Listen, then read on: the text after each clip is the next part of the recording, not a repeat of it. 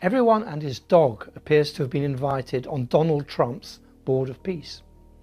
Saudi Arabia, Turkey, Egypt and Morocco and a slew of other countries have accepted. But America's Western allies, France, Britain, Canada and Germany, are staying well away. If Trump's latest tweets had just been about Gaza, they would have been all too happy to join him. But this is about more than that. It's Trump's bid to install himself as CEO of the world, and he's treading on European toes. A Europe that shed no tears over Trump's kidnapping of Venezuelan President Nicolas Maduro only woke up when Trump tries to seize Greenland, a piece of Denmark. In the rest of the rational world, what's left of it, the Board of Peace is read correctly for what it is, an attempt to sideline the United Nations. As far as Gaza is concerned, the Board of Peace is supported by a founding executive board, which is stacked full of people who denied a genocide was and is taking place in Gaza. People like US Secretary of State Marco Rubio, Special Envoy Steve Witkoff, Trump's son-in-law Jared Kushner, as well as folk like the Wall Street financier Mark Rowan, who bullied US universities into banning demonstrations in support of Palestine. These men support the most extreme and violent wave of settlement that Gaza and the West Bank has seen in its history. They believe in Greater Israel. They're doing everything in their power to establish Israel as a regional military hegemon. But apart from that, they're united by a profound lack of experience about the Middle East.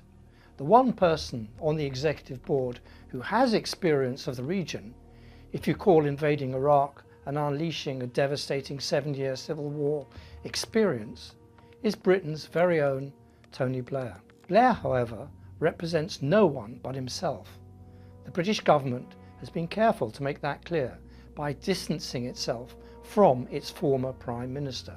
In November, when Blair's name first popped up, I can reveal that Jonathan Powell, the current National Security Advisor and Blair's former Chief of Staff in Downing Street, lobbied actively against the nomination of his former boss. Blair has no position in the British government, and his activities on the board are as a private citizen. This puts Starmer, who has modelled his premiership overtly on Blair, in a tight spot. Starmer has praised Blair as a great leader who would make a huge contribution to the Peace Board, but has stopped short of endorsing him as Britain's representative. He could have done. After all, he had plucked another key Blairite out of retirement, Peter Mandelson, to become the UK ambassador to the US. Before that ended in tears. Starmer could have done the same with Blair. But what stopped him? It certainly wasn't any qualms over Gaza, in which Starmer has faithfully followed in the footsteps of Joe Biden and then Trump at every turn to prolong the war in Gaza for 2 years until Trump called a stop to it. The Board of Peace will be supported by an executive board, each member of which will have a portfolio and real power over Gazans. Unlike a second executive board, which is confusingly called the Gaza Executive Board, which at the moment has little power. It does have people who know what they are talking about. Hakan Fidan, the Turkish Foreign Minister, the Qatari Minister Ali Al-Thawadi, and Major General Hassan Rashad, the Egyptian intelligence chief. But their job description is vague.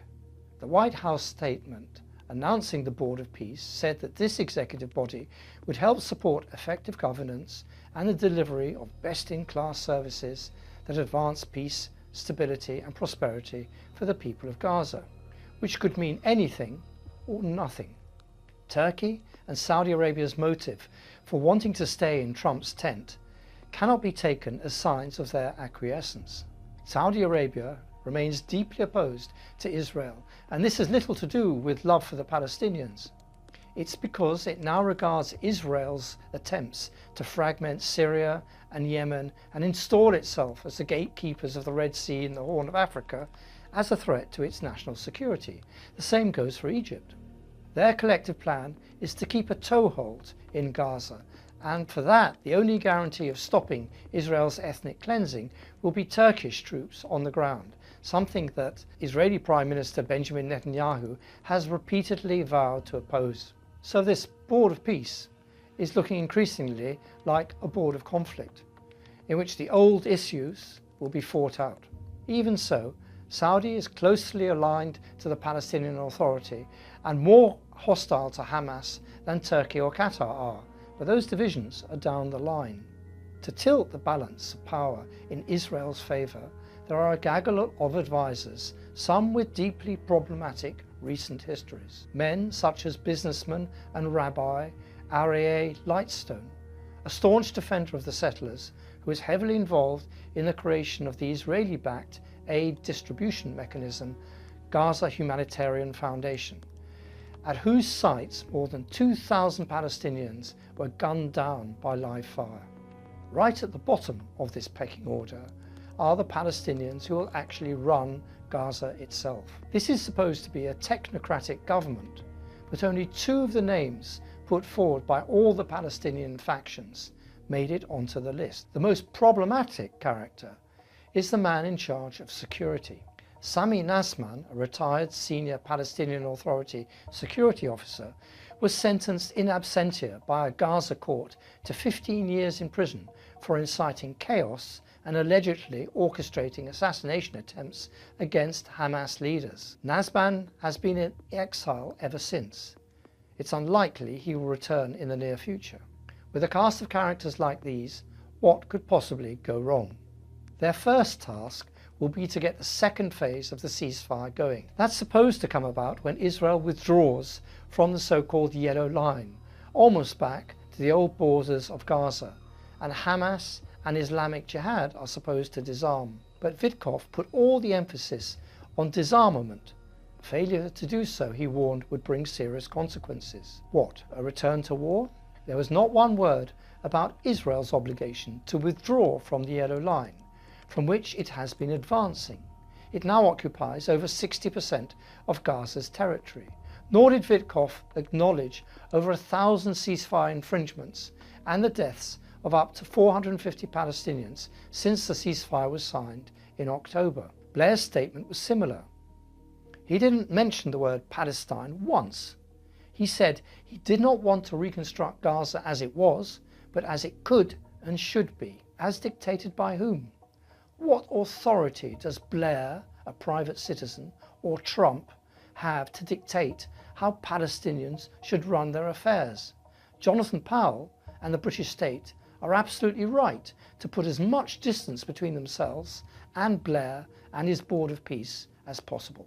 For the truth is that nothing will happen. The battle lines will stay as they are for the foreseeable future.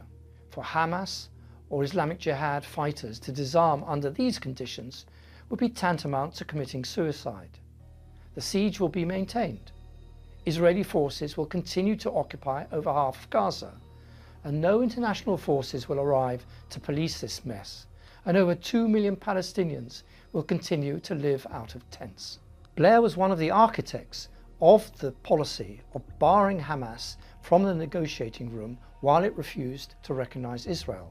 That international pact was the basis on which Israel began its devastating siege of Gaza in 2006, when Hamas won the only election Palestine has ever held. To invite the same cast of characters who backed Israel's expansion to the point at which Gaza exploded onto this Board of Peace is equivalent of asking the Serbian leader Slobodan Milosevic, or Radovan Karadzic, or Radko Mladic, the ethnic cleansers of Bosnia and the architects of the genocide in Srebrenica, to negotiate the Dayton Peace Agreement. And as for Trump, the man doesn't even pretend to care about Palestinians, justice, human rights, or children dying of hypothermia in tents. Trump is a mafia boss, demanding respect and regular payment. In creating his gang of consiglieri and calling it a Board of Peace, Trump is trying to run the world as he runs America. He's a bully, and a bully in charge of the world's largest army and the Western banking system. And he just loves the way people bow down to his threats. If Trump's tactics do not intimidate the Greenlanders, nor the Canadians, they are unlikely to cower the Palestinians, who've seen off much more than just tariffs. They've suffered colonialization, international mandates, exile, military rule, separation walls, the demolition of their houses, the seizure of their lands, and now genocide, and they've kept their national identity intact. The Palestinian cause beats more fiercely in the heart of every Palestinian than it has ever done before. Palestinians will throw the board of peace into the dustbin of history long before the same happens to Trump himself.